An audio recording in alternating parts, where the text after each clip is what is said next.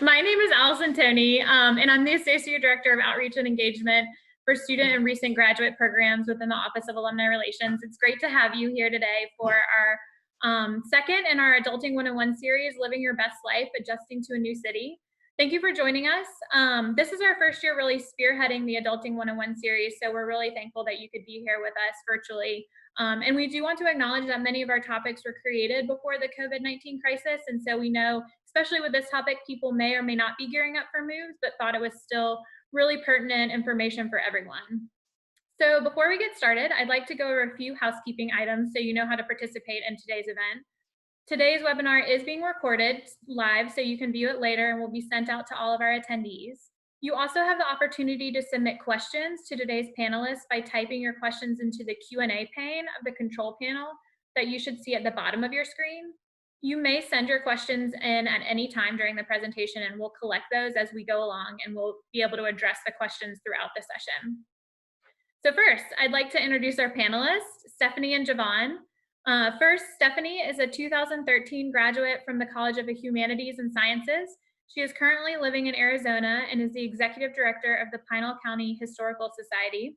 In 2016, she received a Master's of Arts in Applied Anthropology from Northern Arizona University.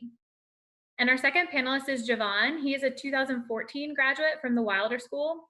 He is currently living in Pennsylvania and is the Assistant Deputy Commissioner at the Philadelphia Fire Department.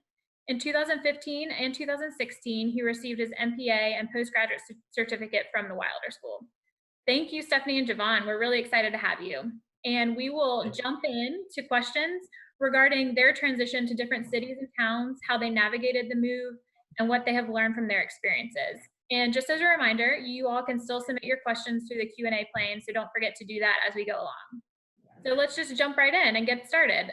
Our first question is kind of just setting the ground or setting the stage for us, is if Stephanie and Javon, you could tell us a little bit about your moving story, your goal for moving, why you were moving, what you were scared, nervous, or excited for, kind of just a little bit about the background. So I'll jump to Javon first, if you don't mind.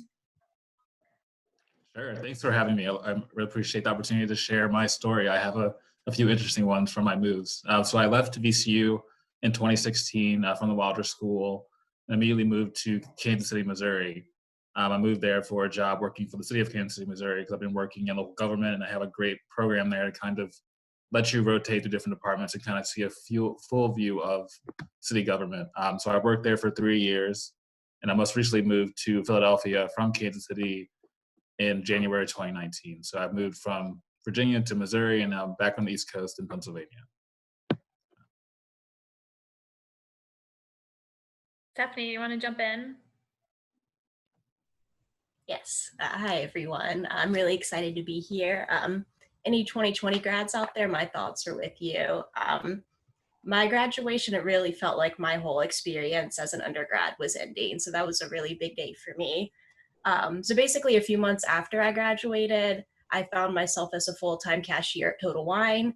And I knew that's what I didn't want to do with my life. So my move was based on me applying to grad school and furthering my career to work in the museum world.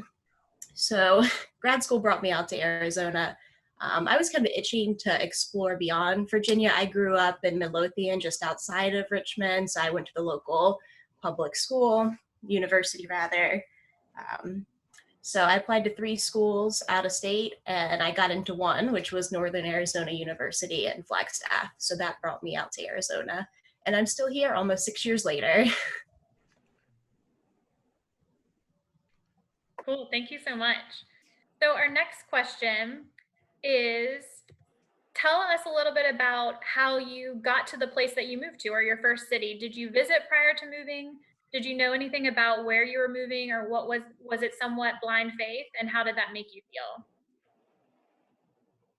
Stephanie, So if you want to come on. That's all great. So I would say for me, I did visit Kansas City. I had an interview there, so they flew us out for the interview. So I spent a good 24 hours there, which is not a good amount of time to really judge a city. So I kind of was skeptical about it. But having moved there, I ended up loving it. So I didn't get to, I even picked an apartment that was much smaller than I thought it was going to be when I actually got there. So I would definitely recommend going to see it if you can, but that's not always possible. for Philadelphia, it was really just kind of blind faith. I had been to Philly one time, but several years ago to run the Rocky Balboa 5K. So just like a random day trip from Virginia. And that was a blind faith. I moved here, not having really known the city at all. And that also has been great for me too.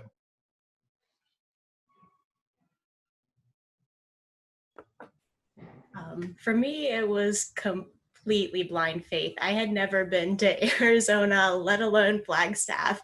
I packed up with my boyfriend our one bedroom apartment and we went out there.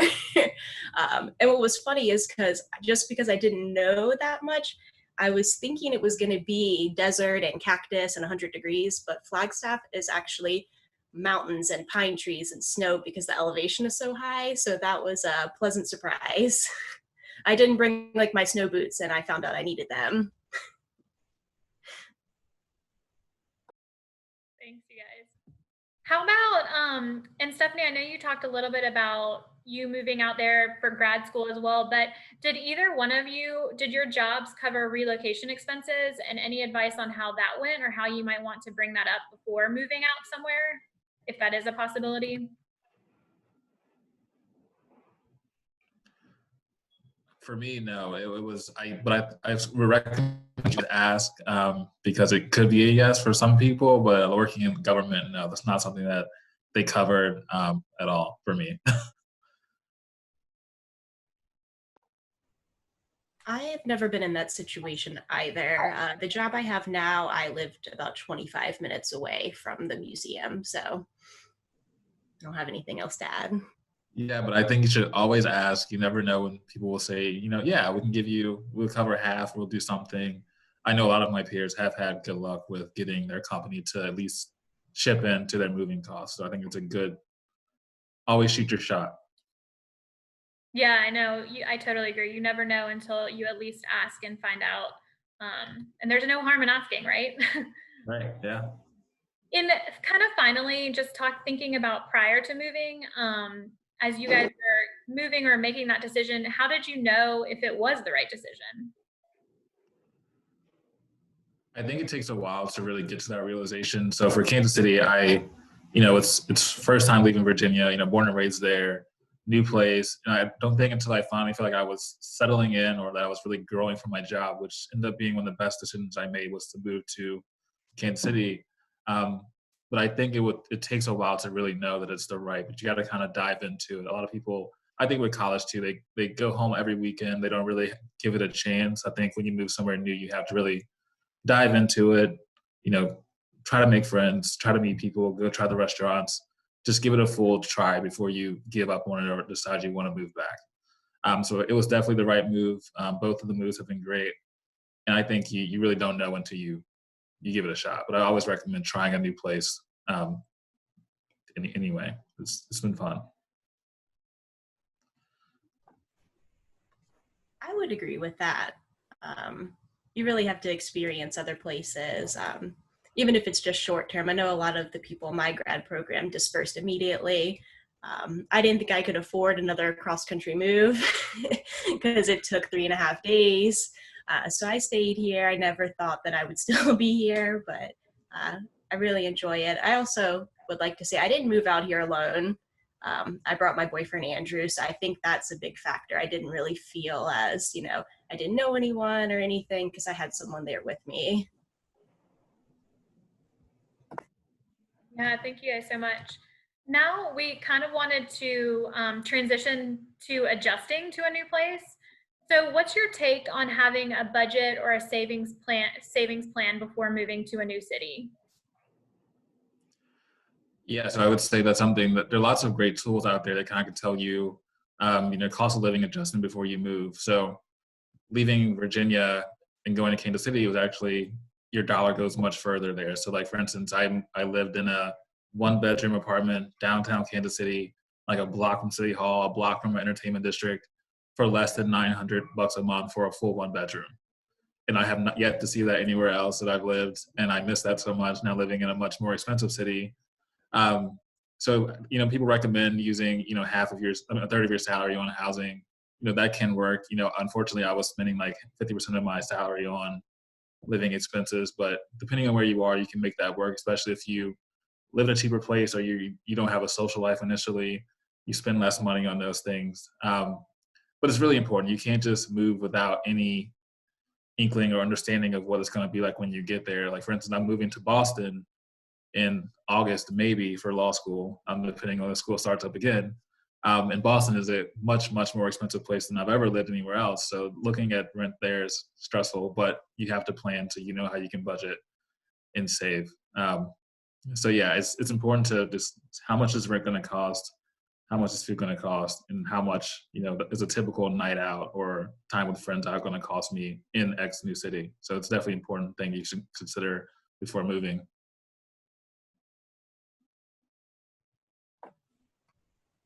From my memory, I had a little bit of money saved up, not a whole lot. Like I said, blind faith, I went to be a student. So I did what a lot of people do and take out student loans to help cover some of the living expenses, and kind of found out as I got there that Flagstaff was pretty expensive. It's gotten a lot more expensive in the last couple of years. So I got out of there as much as I loved it. But I did move down to the valley outside of Phoenix because it is a lot cheaper. And there's more work opportunities. So that was my main reason of leaving Flagstaff, is just because it was way too expensive and no opportunity for work outside the tourism industry. It's a small university town and the people go to visit. And I will say, like, the process of moving to is, I think Stephanie alluded to it earlier, it's very expensive. And I think it's right for someone to get trapped. And I got trapped in a bad deal with a movie company. So my situation was, I saw a good rate. I was moving from Virginia to Missouri. I saw a good rate. I picked it. They got here and was like, oh, you actually have more stuff. We're going to charge you more. And then they were 30 days late on delivering my stuff. So I was sleeping on an air mattress for much longer than I needed to. And I found that just a pack your own pod kind of deal is probably best, because those are fairly streamlined. It's more work for you, but it's definitely better than getting gypped, overcharged, and then being late. So, don't take and it's hard to say because I had little money coming out of grad school. So it's easy to not take the more expensive route, but a little bit more expensive route can lead you to a better situation in the long run. So be sure to only go with reputable companies, because some of the smaller guys can get you. Sorry, go ahead, Stephanie. We did it all ourselves. We packed it all up in the U-Haul and had Andrew's dad help drive us across country. So I've never hired movers. I was like, I can do it all myself, so I just do it. Whether I regret it or not, I just do it. Yeah, I don't think I will again either. It was such a bad experience, and I was like, I don't care if I'm driving from here to California. I'll probably do as much as I can by myself, or get something that's very simple and hands off for a moving company to do. So that's my advice. Don't fall into traps on your way in your move. I think no matter your age, you're like, everybody's coming. It's all hands on deck, like friends, family. Let's all let's all get together and help with this move. I'll pay you back in pizza. Right. Yeah. And I would even say, like, I moved from Virginia with a bunch of stuff I didn't need. So as much as you can, like, get rid of stuff and buy new stuff where you go. I took a huge couch that I did not need for just me to Missouri. That was part of the reason I had to get a moving company to help me. And you can just buy a cheap couch for, 2-seater for much less than shipping something big that you won't need in a small apartment. So consider that as well. Yeah, that's great advice. Thanks, y'all. What you guys kind of mentioned a little bit too about cost of living. How did you determine, or how did you do research on the cost of living, or how did you figure that out prior to moving, or was it kind of learning as you go once you got there? Yeah, I always use NerdWallet. There's other tools that kind of tell you, if you make this much salary, it compares to this much here. So that was helpful. But also, like, whatever you're going to be making, make sure you take out taxes from that, because that can be a significant chunk of what you would think you'd be making, but that's not actually what you will make. So that's a huge part of it too. So make sure you take out taxes from what your monthly salary is going to be, so you can know how much rent should be, and then how much you can budget to have fun and do other things. But I think NerdWallet has a great tool. There are lots of great tools that just are cost of living adjustment. If you Google that, you will find a lot of great resources to help you understand how the cost of living differs from where you are and where you're going to be moving to. I sort of learned when I got out there. It was kind of just a big adventure. So not as much planning. I kind of went on my gut, which maybe wasn't the smartest thing to do, but everything worked out. Well, and sometimes it's hard to know. You all have kind of mentioned too how you kind of had to figure out once you got there what life was going to be like. What were going to be some of your most expenses, or what was your social life going to be, or things outside of maybe work that might take away some of your expenses as well, or you'd have to consider budgeting for. Yeah, and it's like parking in Richmond was fairly easy, I feel, compared to most places where, oh, I'll just park on the street if you lived in a fan like I did. And then like, Boston is like, here in Philly, it's at least $300 a month for a parking deck. I'm sure in Boston it's gonna be much worse. So don't forget those things too. If you have a car, parking is not always gonna be a given, not always gonna be available. So that's another consideration to keep in mind as well. That's a great point. Thank you. You all mentioned a little bit, but could you talk to us about how you secured a place in your new city? Did you only consider renting? Did you think about buying? How did you even find a place to live? Yeah, for me, I think the thought of buying a house. I don't even know, like in the future, if I want to buy a house or if that's going to be something in my cards. But no, I knew I wanted to be where I've been short term, so that renting was definitely gonna be the best bet for me. So I kind of just I knew I didn't want to bring my car, didn't want to drive every day. So I picked my locations based on where I can walk to work. So in Kansas City, I found a place that was, I just kind of went on Google Maps and looked at my job and then looked around to see what apartments were available. Same for here in Philly. I just kind of used Google Maps and then started looking for apartments in the area of my job and then went from there. So just Google searches really. And then this time around, after getting a much smaller place, definitely have a little bit of understanding of square footage because that would be helpful. Because my first apartment was much smaller than I expected. And I was like, oh, where's the living room? And it's like, oh, the living room and the kitchen is the same thing. Great. So I would just recommend, doing a video chat with the realtor or with the apartment management to kind of give you a walkthrough virtually if you can't get there in person, or at least 10 pictures. So don't just go by the schematics on the floor plans they show you because that can really burn you in the end. That's kind of my lesson, I think. I did the same thing. I used Google, but I also called apartment complexes because I wanted to make sure they were legitimate places. I didn't want to move out there and not have anywhere to live because that's a nightmare. There's actually one place they wouldn't do the paperwork beforehand. I called and Andrew called. I was like, call them and see what they say. It's like, oh yeah, just come out here and we'll find you an apartment. You can move in. I wouldn't recommend that. Have some paperwork. I don't think I saw pictures or anything. It was a little shoebox. It was about 600 square feet, 1 bedroom, but it was fine.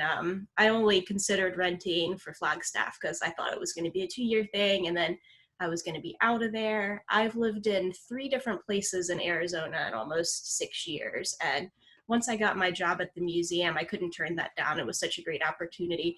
I actually bought a house here, which is crazy. I never thought I would do that, but I love it. And just, I'm sure the same thing, renting, that every year they increase the rent. They don't care if you don't make any more money. It's like, oh, maybe sign a 2-year lease and we'll give you a cut, only a 5% increase instead of a 10% increase. And that's just not sustainable. So I bought a house.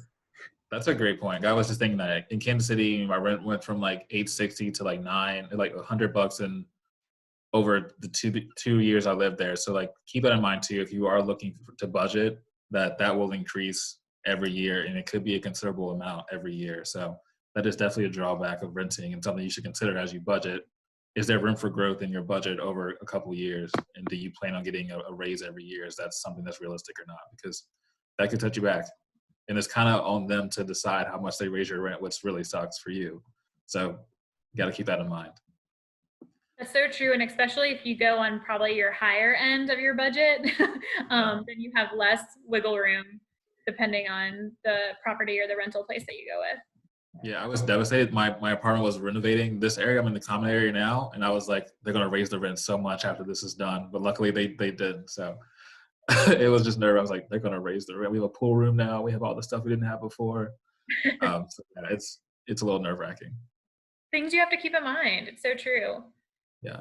Did either of you have any challenges or tough moments adjusting to your new location? What did you do and who helped, if anything, or if anyone?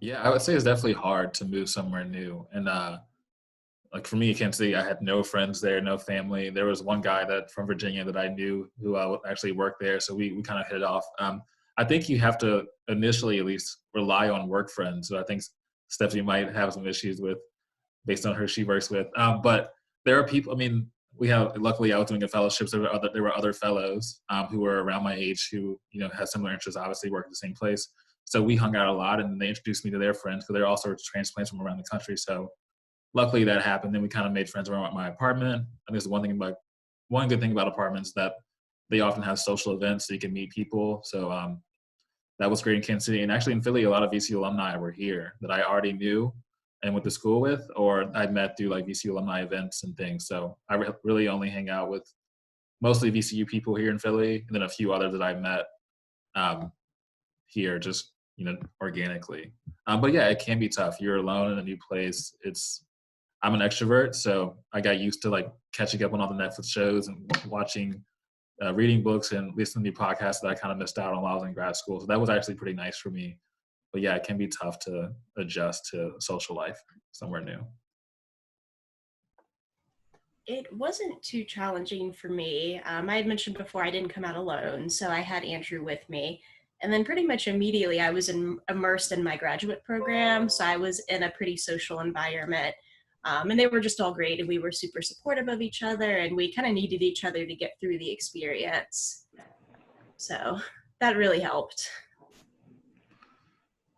Yeah, and it's great that you mentioned too. I don't know if both of you all use, but thinking about, especially if you're moving to a city that has one of our alumni regional chapters, taking that into consideration, because that's just a great way to initially meet folks that have that VCU connection, which is awesome, and could be just a good springboard to meet other people. Yeah, and so also like apps and stuff I know that you could use. My girlfriend was using Bumble BFF, so she talked me into using it, and I just felt sorry for all the people that were trying to date all these guys on Bumble because I was like, I don't want to hang out with these dudes.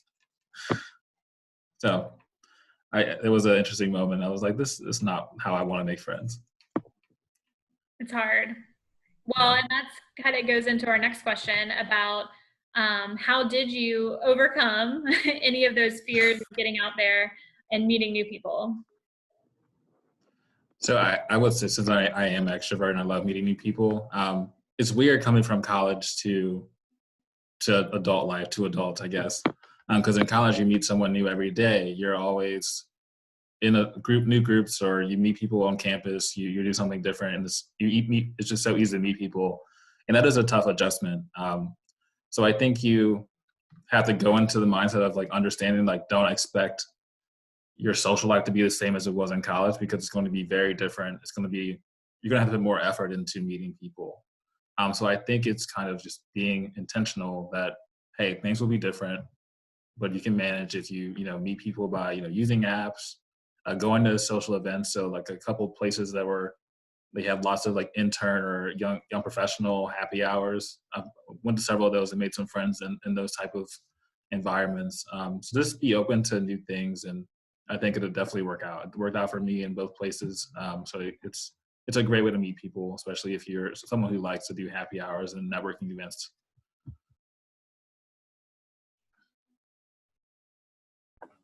I would say one thing I didn't expect post-graduation is how tired I am after work. 40 hours a week, and my job is pretty stressful. So a lot of the times I just don't have it in me to do anything else. And I just have to lay around for the weekend.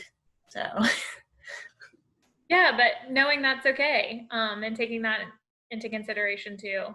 And I know even when I moved to Richmond, I had to think about, I knew a couple people, but also taking that into mind and not relying on them too much, because that can be a big burden also for folks or like friends that you might already know in an area, and not just saying, oh, you're going to help me meet everyone in Richmond.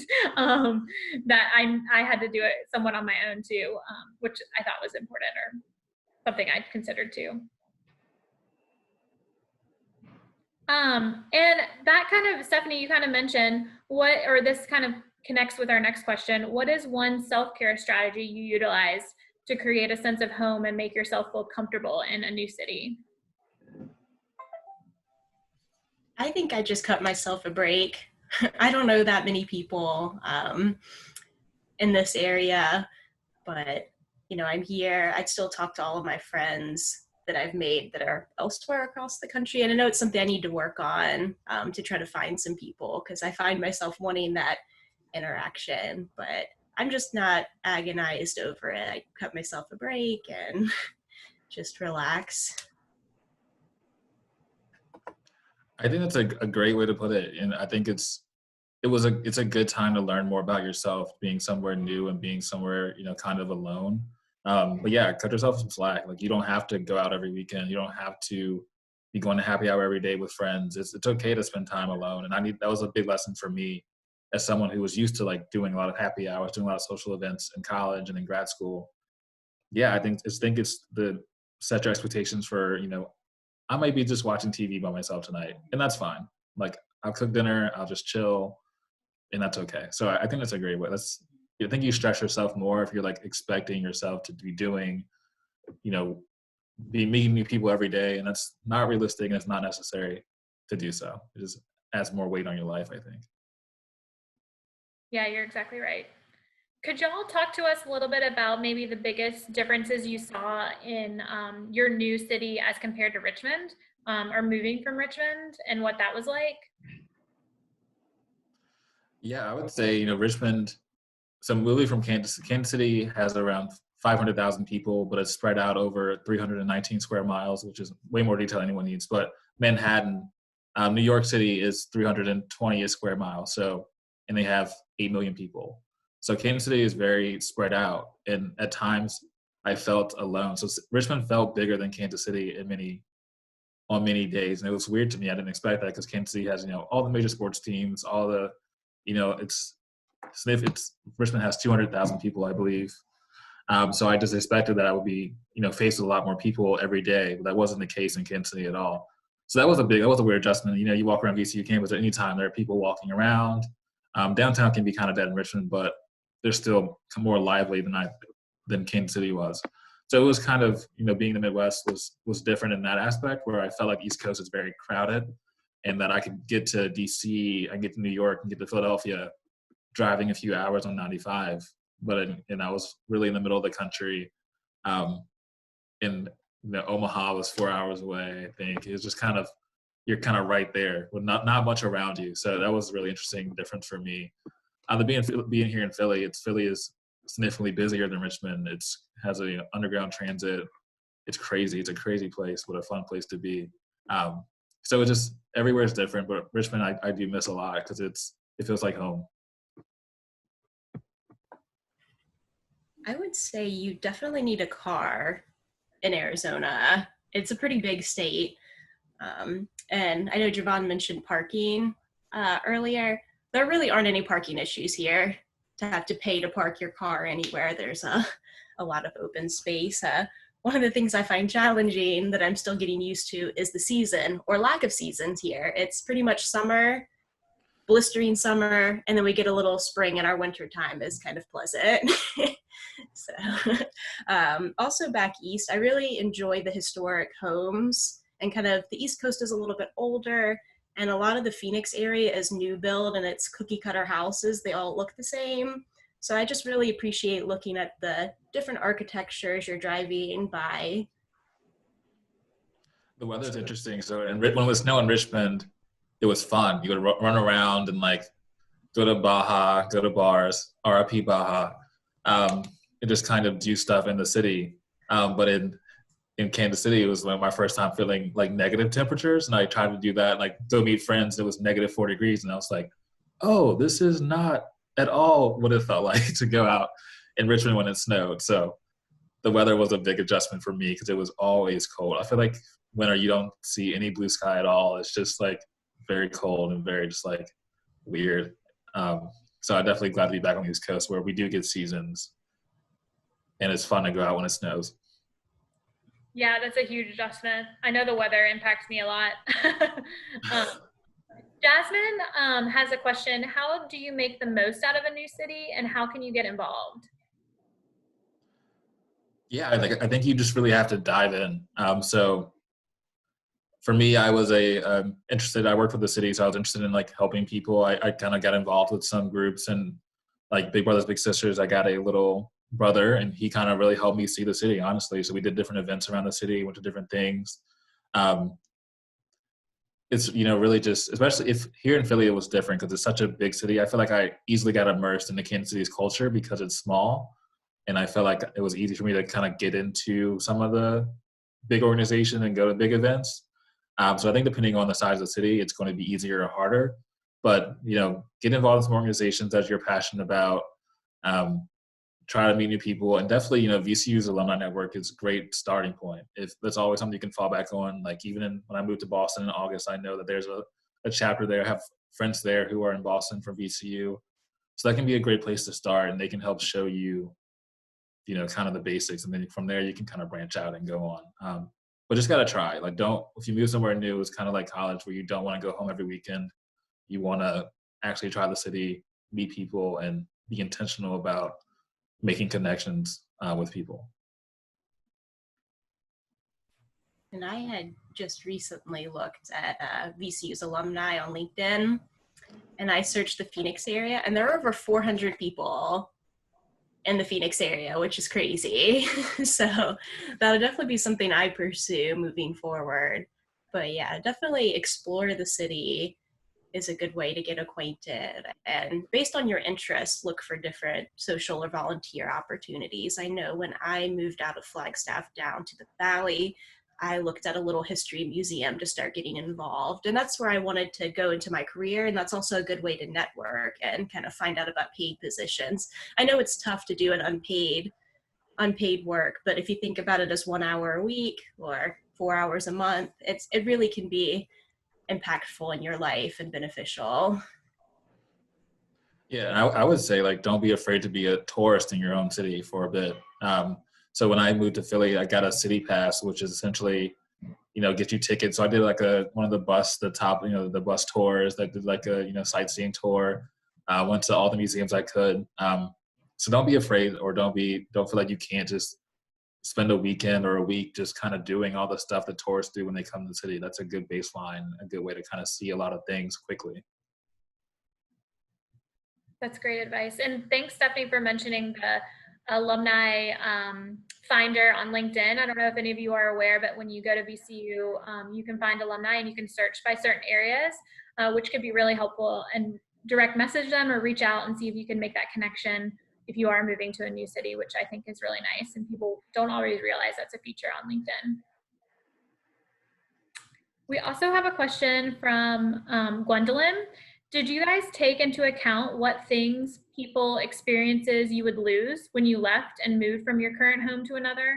How did that factor into choosing when and where to move? That's a great question. So after grad school, I have been living in Richmond for 5 years, living in Virginia my whole life, so 23 years.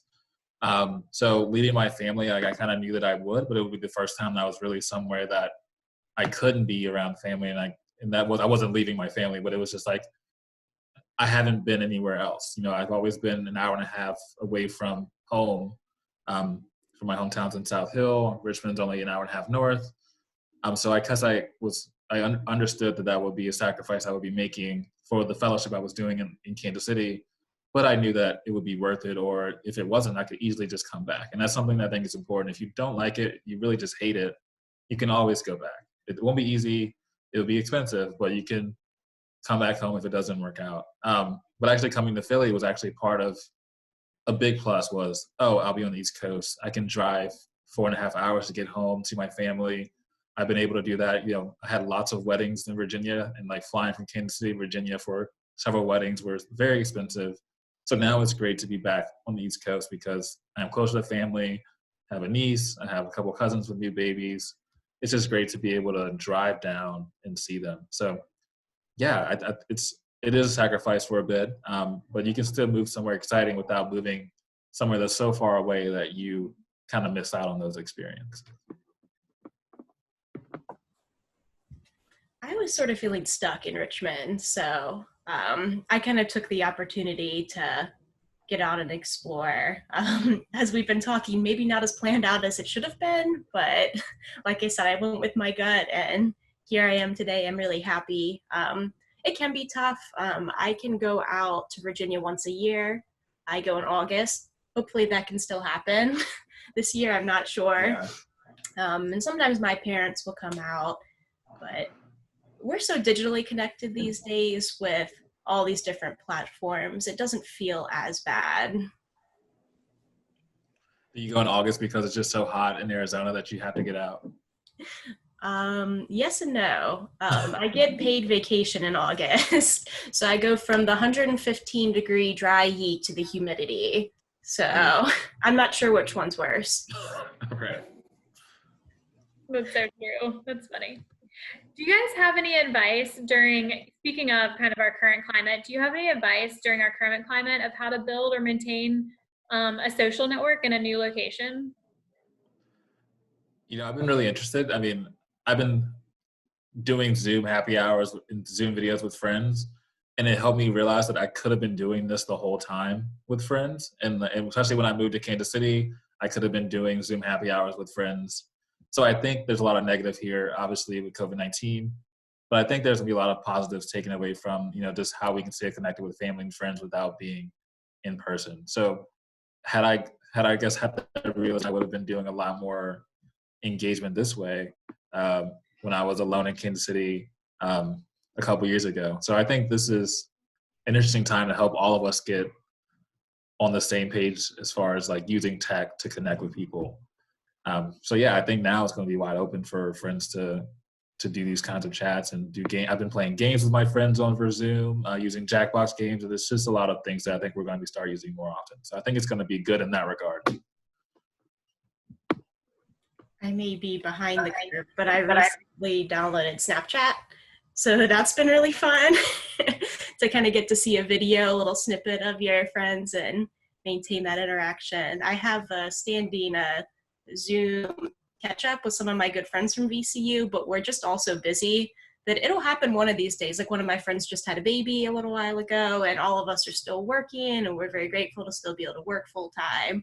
But just persistence, and we'll make it happen when we can talk once again, or just, something as simple as texting.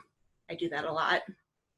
Yeah, I think social media is a great way to at least stay somewhat connected. So when your friends are doing stuff, or like and I think VCU is helpful too. Like I have a group of friends that I really only talk to during basketball season, and like we go to Brooklyn together, and like that's been helpful too. So it's just finding different things that bring. Like I have a fantasy football group of friends that we meet once a year to do fantasy football stuff, and no matter where we are, we try to get together. So just finding something that brings people together, and I think sports does that often. But music festivals, and just kind of say, hey, come see this new place. You can stay with me, and we'll show you around the city. That's also fun too. Because now I have friends across the country who I can hopefully at least crash on their couch with, and not have to pay for a hotel when I go to different cities. So. Yeah, well, I think that is kind of the nice thing right now. Actually, if you do end up moving to a new place, you could still virtually stay connected with friends, and then once we are able to get out there more, then kind of really jump in to meet new people in your new area, but staying connected to those old friends virtually in the meantime. Yeah. What is your all's philosophy on approaching work colleagues as friends? How do you all navigate that? I know some people have different opinions on work friends and whether or not that works or not. I think it can work. I think, but you have to also be cognizant that they are also coworkers, and that if you don't fully trust that they are fully your friend and they will be your friend outside of work, that you should be careful to not do anything that's unbecoming that could be talked about in the office. So yeah, I think like I said, I think it's a great crutch to when you first get to a new city, that you have work friends that will at least like spend time with outside of work. But also just make sure you remember that you work with them too, and they know your people you work with in your office. You don't want to you don't want to get messy, you know? So yes, it can work, but be careful. That's my advice. I am currently in kind of an interesting work situation. So I am the one full-time employee, and I pretty much exclusively work with women over the age of 65. So that presents an interesting challenge about socializing outside of work. I mean, I love my volunteers and board members, and we'll occasionally have lunch, but I kind of find myself wanting to talk to people my own age. So that's kind of been something I'm still trying to work through. I don't have all the answers today, but I went from a really tight social group in grad school to work in a weird, different environment. Yeah, could y'all talk a little bit about that transition too, from grad school to full-time working, and how that was different? Because I always find that anytime you're in school in the work environment, it's just a whole different ball game than when you're just working full-time and don't necessarily have that built-in set of people that you see every day or connect with on a more frequent basis. Yeah, so I would say I think I was lucky because in grad school I was doing a fellowship that came with like a part-time job. So I was working 20 hours a week while in grad school. So I was getting a little professional experience as I was doing grad school. So I think it was an easier transition for me. But yeah, it is much different. It's actually a lot of I would feel it's a relief because if you're working too, you're juggling, you know, your work, your professional responsibilities with having to be reading and writing at almost all times, it feels, in grad school. So when you're done, there's a lot more freedom to do other things. So I think it's socially a good transition because you've been busy for so many months that your social life's probably already struggled a bit. So then when you finally get out, you're used to not being out every night and having fun every day. So I think that's an interesting transition because you kind of go from, okay, I'm always busy to, okay, now I only work full time and I'm not worried about schoolwork. So now I have time to be myself and find myself again. I think it's a good, really positive, for me at least, it was a very positive relief to be done with grad school and then can just focus on my professional work and then meeting people and having fun. I still keep in contact with several of the people in my grad cohort, and I always say I kind of miss seeing everybody, but I definitely don't miss being in grad school. Yeah, it was just a crazy, really, really work intensive. I feel like that's all I ever did. 80 hours a week was just grad school. And then I did a teaching assistant, so I graded student papers on the side, 10, 20 hours a week. So it was just kind of more of the same. And it's interesting to kind of evolve those relationships post, oh, we have this huge paper due, what are you going to write about? And actually get to know people and what they're doing today. Yeah, that's a great point. Thanks, y'all. I just wanted to mention, Todd in our chat had mentioned when we had talked about the moving expenses, and just wanted to read it out in case you all didn't get a chance to read it. But he mentioned a lot of the larger tech companies and many of the smaller ones as well in Seattle do offer moving expenses. This is structured different ways depending on the company. Sometimes you submit expenses. Sometimes they have project management companies that help with temporary housing and all the details. Definitely ask if you're taking a new job with companies in bigger cities. That's a great point. Thank you so much, Todd, for mentioning that. And as we are nearing our end, feel free to enter any more questions if you all have any, but we have some closing thoughts too.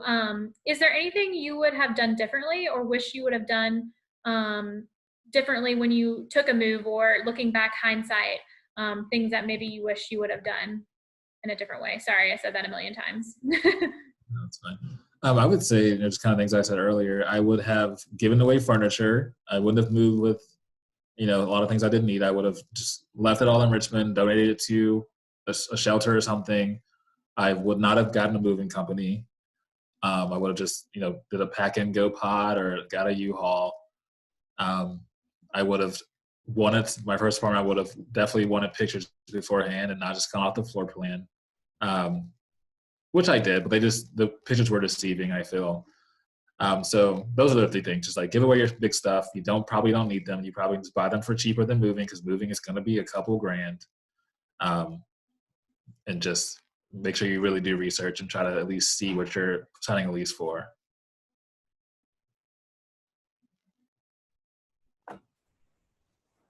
If I were to do it all again, I think I would have planned it out a little better and maybe saved some more money. Moving across country and not having a job is kind of a scary thing. So I definitely would move again without a better plan and some money and a job lined up. So that's really something to consider, because living on student loans is not plan A. It shouldn't be your plan A, but it kind of is a reality in a lot of cases. What's one piece of advice that you would share with everyone today about moving to a new city or a new town? I would say do it. Be open-minded. It's scary. It's nerve-wracking, but it's so worth it. Like my last two moves have been the best things I've ever done. I've grown so much professionally and personally from doing it. I definitely understand why people don't do it, because it's scary to move from where you are, move away from family. But it's so worth it. You learn so much. You see more of the world. You meet new great people. There are great people all over the place that you miss out on if you never move somewhere new. So I would say dive in and just really give it a chance, if it makes sense for you. I would agree with that. It's not permanent. You don't have to stay there forever and do what I did and never leave. But yeah, I think there's a lot to be said for seeing different parts of the US and even the world on a broader level.